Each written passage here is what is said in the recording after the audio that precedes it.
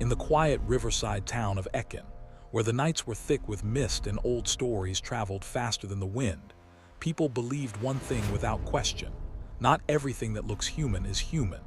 But like most warnings, it was only truly understood after it was too late. Amarachi was not a woman who believed in such things. She was educated, sharp-minded, and tired of the constant pressure to marry. At 29, her mother had turned every conversation into a sermon. Your mates have 3 children already. Do you want to grow old alone? Good men don't wait forever. Amarachi would sigh and walk away, because the truth was she had tried. But every man she met came with problems, lies, pride, irresponsibility, so she stopped trying. Until the night she met him, it was at a I've small... been watching you all night. You seem lonely amidst the joy, and you've come to rest. And that was where she saw him, standing alone, calm, watching.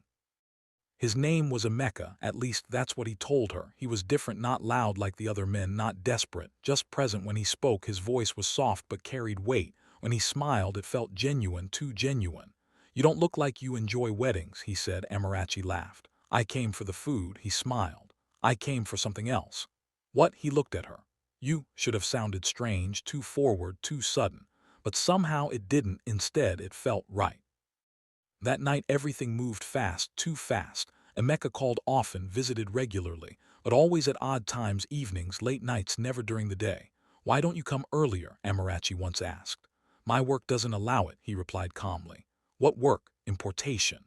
Never explained further. There were other things too, small things she ignored, because love has a way of blinding logic. He never ate her food, not once. I already ate, he would say. Every time he avoided mirrors, not obviously, but enough to be noticed if you were paying attention. And his body, it was always cold, no matter the weather. But Amarachi didn't question it, because for the first time in her life she felt chosen. 6 months later they got married. It was a quiet wedding, no family from his side. He said they were abroad. Only a few friends, a small ceremony, simple, strange. After the wedding, Amarachi moved into his house, a beautiful building on the edge of town, too quiet, too empty, too perfect. The first night, she noticed something. At exactly 2:00 a.m. Emeka got up silently, carefully. Where are you going? She whispered. Just outside, he said. For what?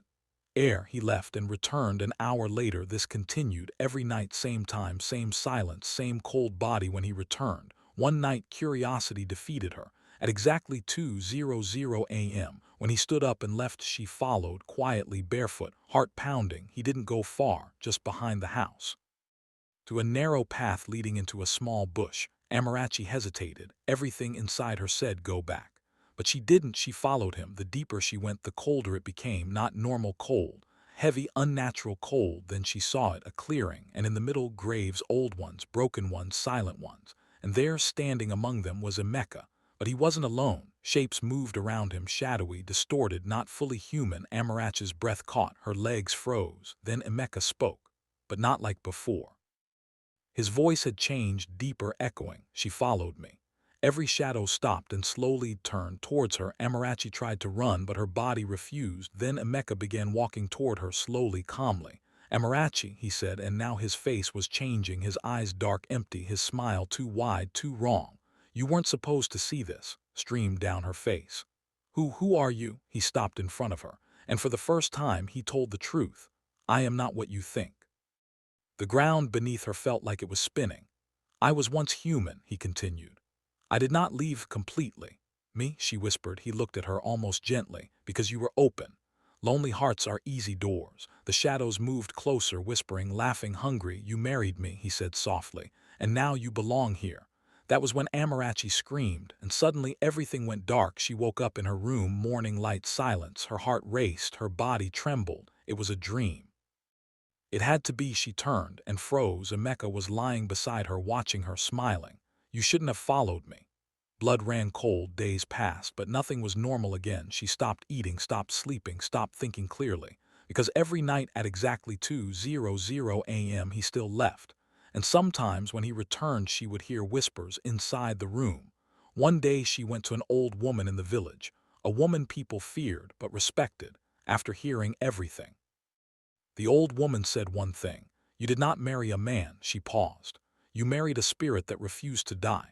broke down. "Can I leave?" she cried. The old woman looked at her long and hard, then said something that shattered her completely. "You can try, but marriage is binding, even between the living and the dead." That night Amarachi packed her things. At exactly 1:50 a.m. she waited. At 2:00 a.m. Emeka stood up, but this time she spoke. "I know what you are." He turned slowly and smiled, not surprised, not angry, just knowing. "Then you know," he said softly, "you can't leave." The lights went out, and from the darkness voices whispered, not one, not two, but many. And Amarachi realized something too late. She didn't marry into a home, she married into a world. And some marriages don't end with death, they begin there.